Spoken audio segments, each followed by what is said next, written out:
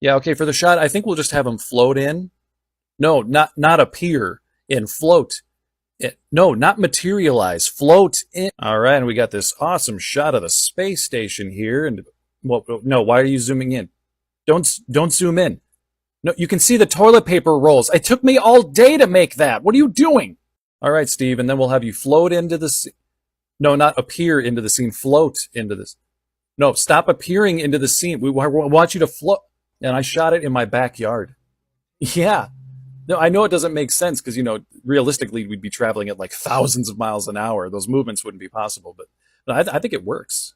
Hey, great news, guys. Those shots that we have of our astronauts floating through the space station, side by side with scenes that were shot in a Hollywood studio, that video has been completely removed from the internet.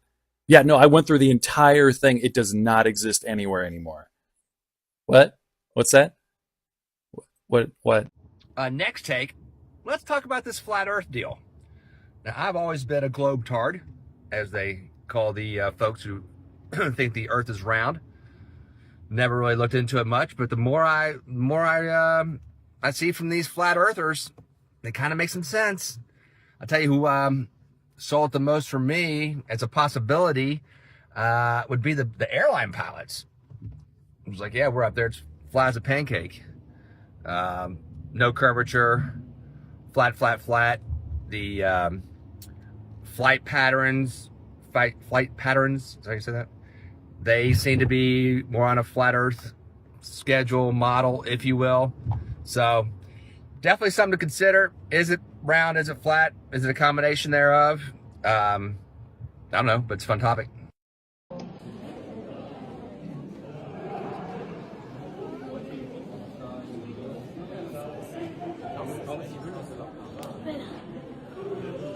¿Qué es esto? ¿Spacesuit? Is that Hitler?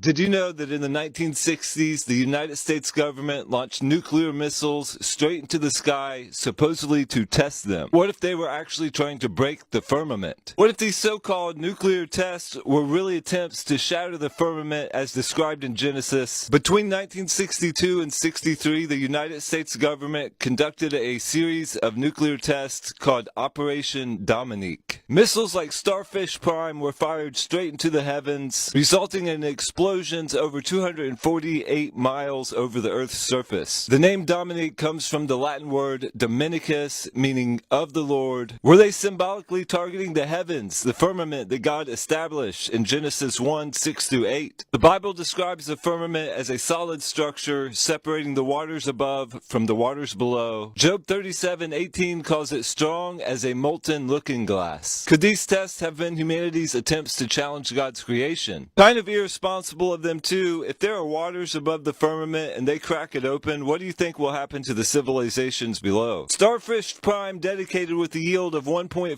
megatons, created an artificial aura visible across the Pacific. Why spend billions just to blow up the sky? Could this have been an assault on the firmament? It gets really interesting when we fast forward to Hillary Clinton's famous speeches about breaking the glass ceiling. Today, space agencies like NASA and SpaceX still invest heavily in exploring the heavens. But if the Earth is enclosed, are they truly exploring, or are they still trying to break through? What do you think? Were these nuclear tests about research, or was humanity trying to challenge God's design and break the firmament? Are we seeing a spiritual rebellion against the Creator? Genesis 11 reminds us of the Tower of Babel, man's first attempts to try to reach the heavens. Are these tests the modern version of that?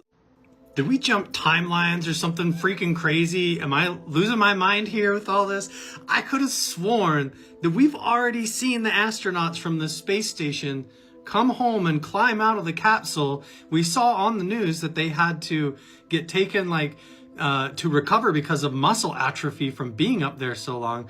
And then all of a sudden they're still there. How did they get back up in the space station?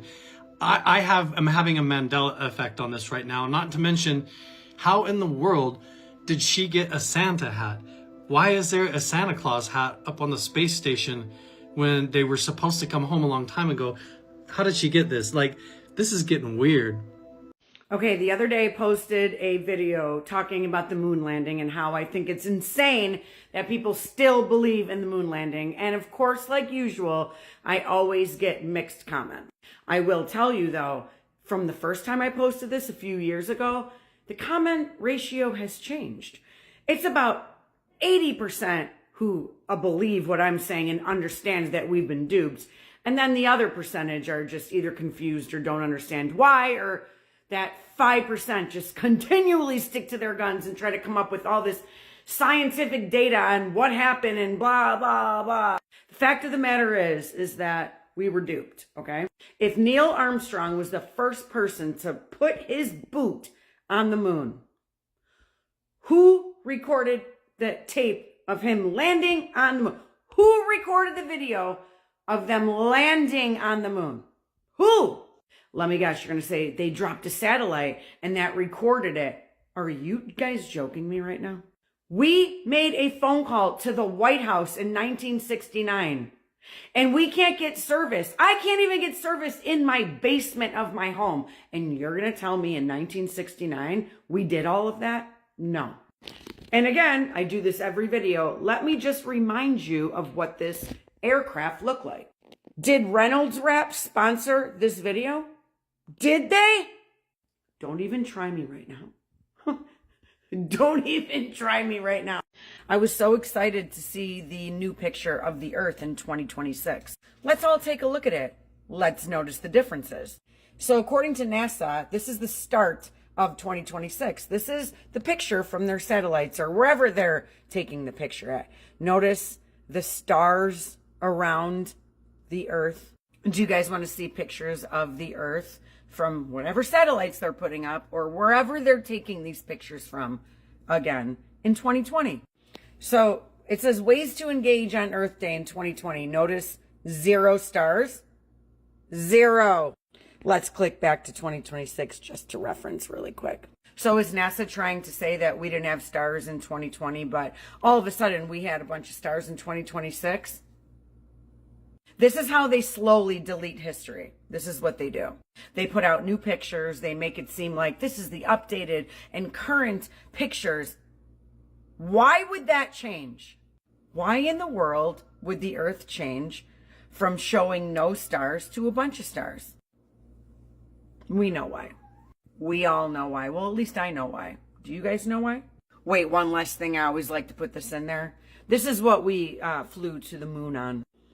Reynolds Wrap. There's no difference between this and this.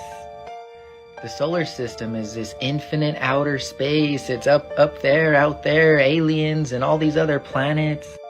And this one, it's outer space. It's all these other planets outside. Check it out. You got the lands of Mars. And then you got Mars right here. And you got these Martians that live on them, right? And all this coming from this book, The Navigator Who Crossed the Ice Wall. And the crazy thing is, if you just believe that Earth is the main thing and that there's a firmament over there, people will say that you are putting limits on the Creator. You're putting limits on him because don't you know there's all these other lands out there, all these other planets where other people are living. And you got this infinite outer space. You're putting limits on the Creator. So really both camps are saying the same exact thing. They're just putting a different twist on it. And a lot of people in the flat earth camp will come down on the globe people and they'll say they still believe in Santa Claus because of all this. Well, to me, this is believing in Santa Claus too. What's the difference? There's no proof other than a book for this. And a lot of people in the flat earth community, they'll use the Bible whenever it's suitable to fit their little agenda or their beliefs, but ignore the Bible when it comes to things like this and like this, which both of those are unbiblical.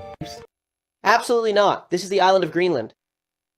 Over here, right here, we have America, and over here, we find Russia and Europe, and right here, you can see the British Isles. All of this, you see, is part of the ancient map.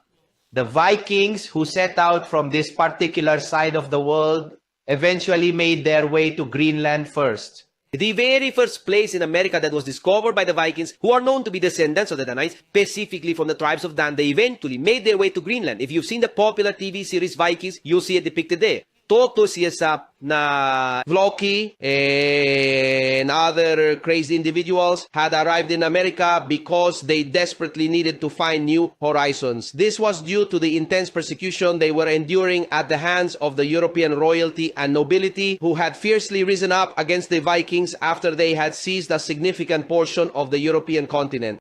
So then they searching for new horizons, end up arriving in Greenland, and from Greenland, they end up leaping to America. As you can see in the series, The Vikings. They're telling you to your face. The series is on Netflix if you're interested in watching it. Now, how interesting it is to consider that the North Pole is situated even further north. Okay, so this would be a map of the flat earth oriented towards its center, and it clearly depicts the Rupis Negra, which is that great towering mountain where Satan, in a mere instant, transported Jesus to present to him all the kingdoms of the earth, because from that very spot, you can see the entire world. Okay? That is the holy mountain that Satan swore in Isaiah 14 that he was going to rule. You who said in your heart, verse 13 of Isaiah 14, I will ascend to heaven up high beside the stars of God. I will raise my throne, and on the mount of assembly I will sit at the lakes of the north. Yailakul Yus. The Mount of Testimony is the truly immense and significant mountain which is universally known as the Arctic Pole, the North Pole, or Rupis Negra. Which is the point where it's supposed to be. There's a great mystery right here. Some people claim that this mountain is not permanently fixed on the earth, but instead is what many today are theorizing to be the actual site of the Holy Mount, where Jesus, at this very moment, is reigning with all his saints. Now, I don't know if that's true, but that conspiracy theory is very interesting.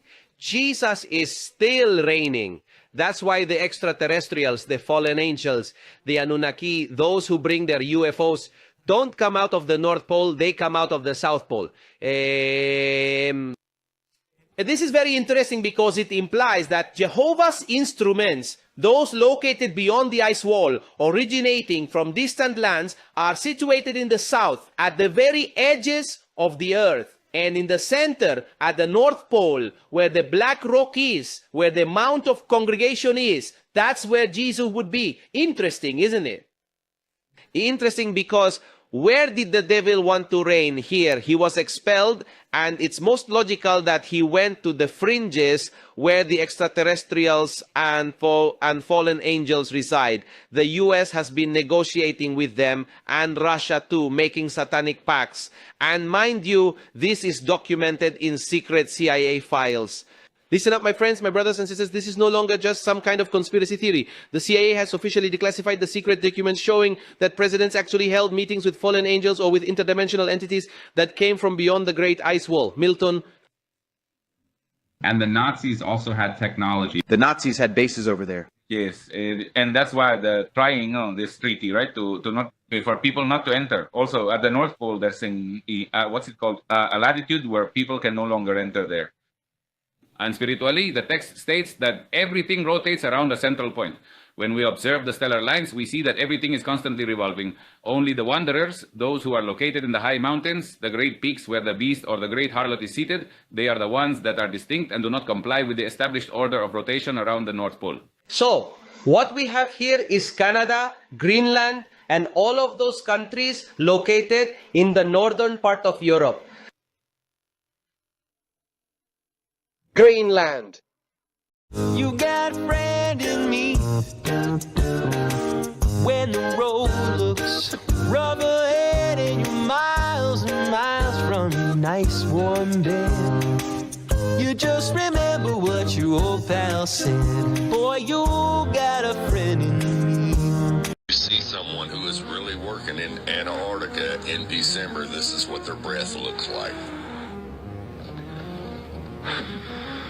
Why isn't your breath on?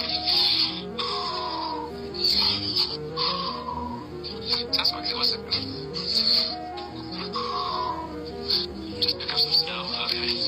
I'm not wearing gloves. That's the girl's judgment. I'll be right back and grab some gloves. I'll pick up some snow. So let's assume first, before he turns the camera on, he squats down and is hitting the vape. You can see the little smoke. Then reaches up, turns it back on, and blows out his vape. Check it out. There's a little breath. What's up now? What's up now? What's up now? Now.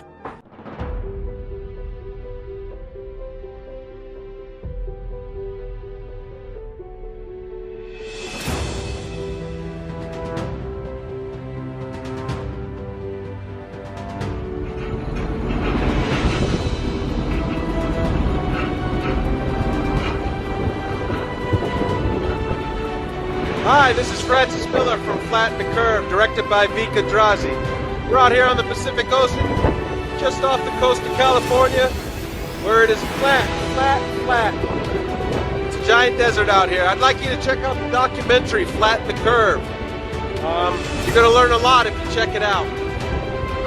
Merchant vessel, tanker. We're out here on the Pacific Ocean, watching the sunset. I'd like y'all to check out the movie Flatten the Curve. It's a great documentary directed by Vika Drazi. You'll hear from professionals like myself about the true nature of the Earth's shape. Check it out, Flatten the Curve. It's out now.